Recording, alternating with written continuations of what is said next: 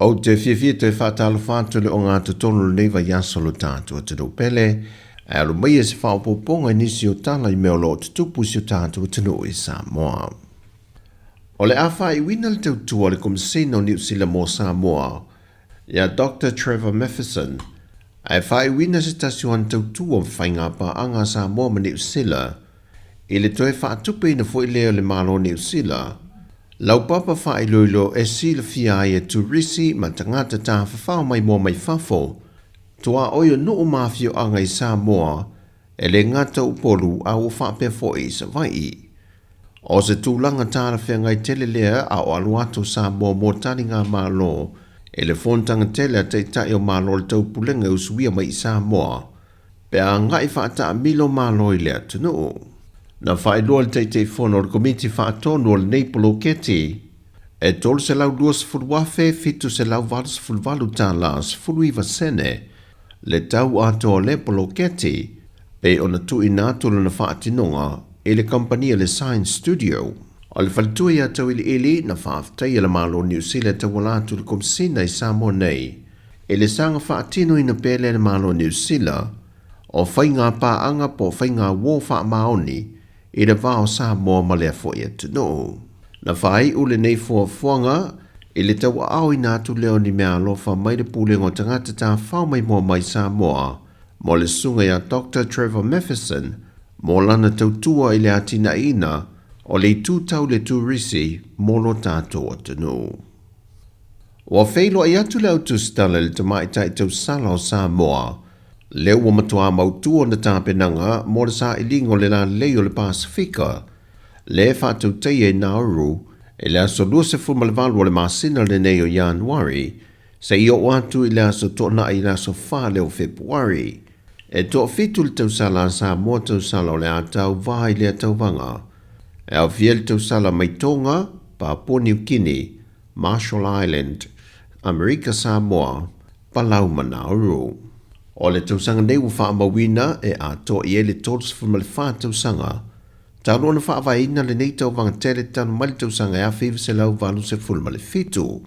O le tausala o le Pasifika lua whenua tolu lua whenua se fulma le wha, le tamaitai mai Papua New Guinea a Joyce Nicholas, wa sauni e wha pale le tausala fau e le wha ai unga o le tau wanga. Whai loa le tausala I a momoe moana le autus Tala, wa maua le loto tele ma le mawhanawhana I luna loto I ana tāpenanga, e le whae loa leo le toa tele o le langolong sua o le tātua tunu, I ana tamo whainga le tūlai mai lea, e a vea ma ave fua Sāmoa ia fua I tauwanga whaavao malo. O lo ave le whaatau o le tūsala o lea tunu, e le wha mausa liina pe o le maua Sāmoa, e whaatau o tūlanga I puna o wha le natura, ma ia le whaatamala I suinga ma ale ale o le tau, pe o na awhia ilo tātua tunu ai mai se le atu Pasifika. O lapta ingolo I ai Sāmoa mo le teimi nei pe o na lapta I ai lo fisarwa ai tau I mulinu. E te tau na wha ai te I ai le au whaiwhaiva, o le au tā whawhao I matawhanga, whapea foi le au whaiwaa.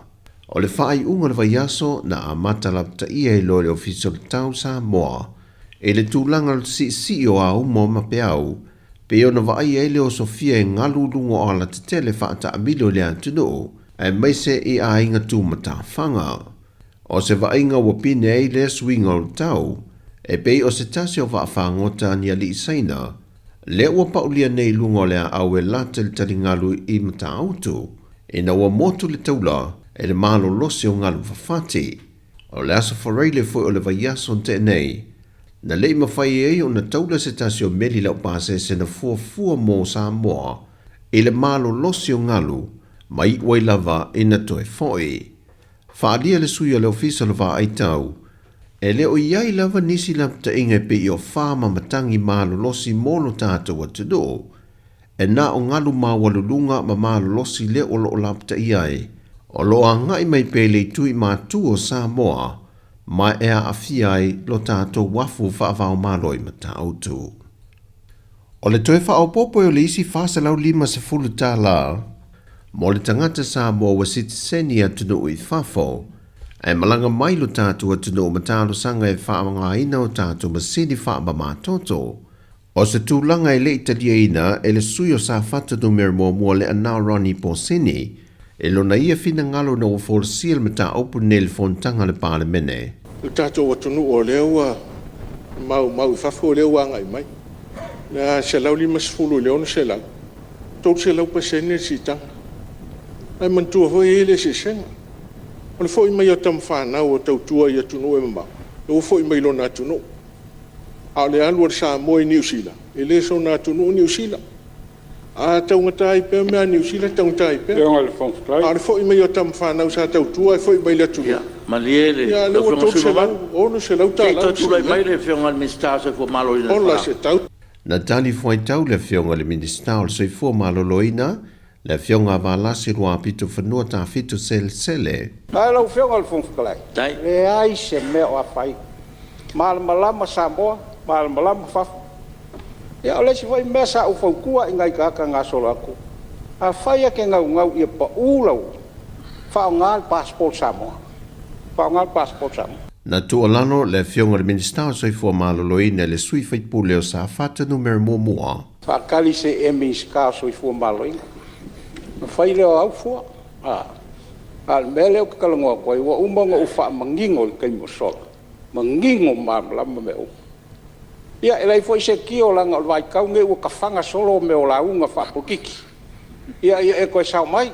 E se furu tā laulo o wha mai le totol tangata Sāmoa lo au mau i le antunu. Au i lanto i malanga mai whafo, e tolu se lauanga i lunga leono se lau, le tau o wha tūlanga mo i lanto. O tala fau ia mai Sāmoa mo le ne yaso, wha soi foia.